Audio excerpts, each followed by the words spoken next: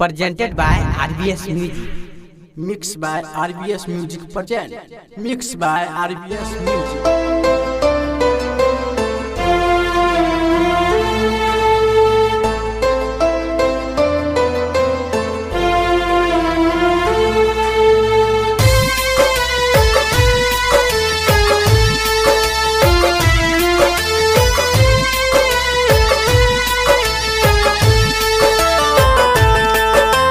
Presented by RBS Music.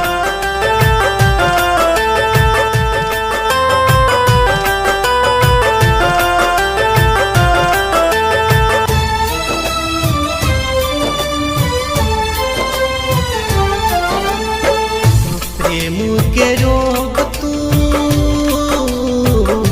हमके धरवलू हो,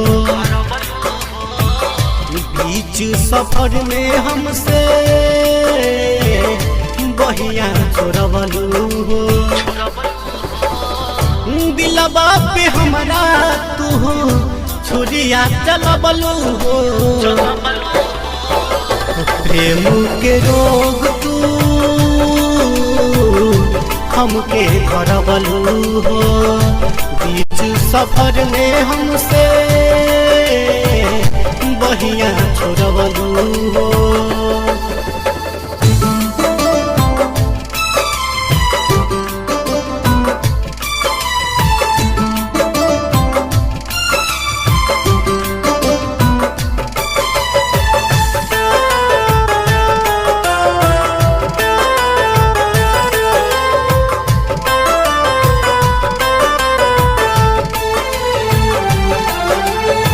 साथ जिए मरे खातिर कसम तू खइलू, हमारा के छोड़ी दोसरा संग चली गइलू।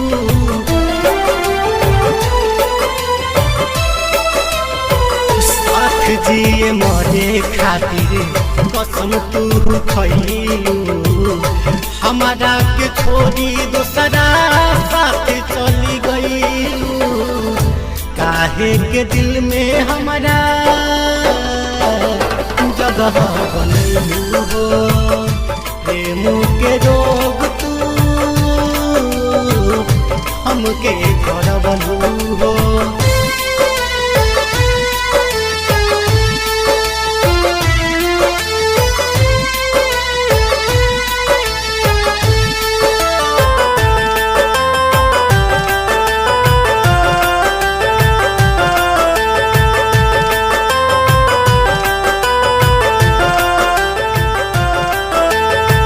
शादी को के चल गइलू पिया संग अपना, सोची विचारल हमार रह गइल सपना।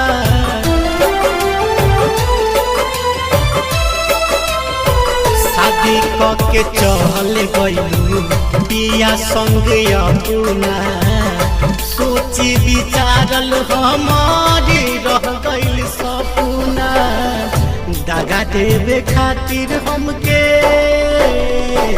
प्यार हमसे कइलू हो।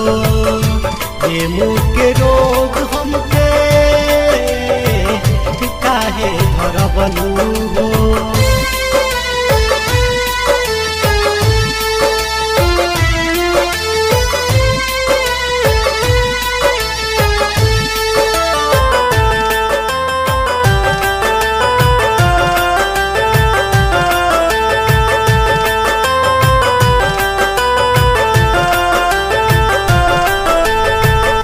दीपक के जिंदगी के कइलू बर्बादी, जाई के मदन संगे कइले शादी।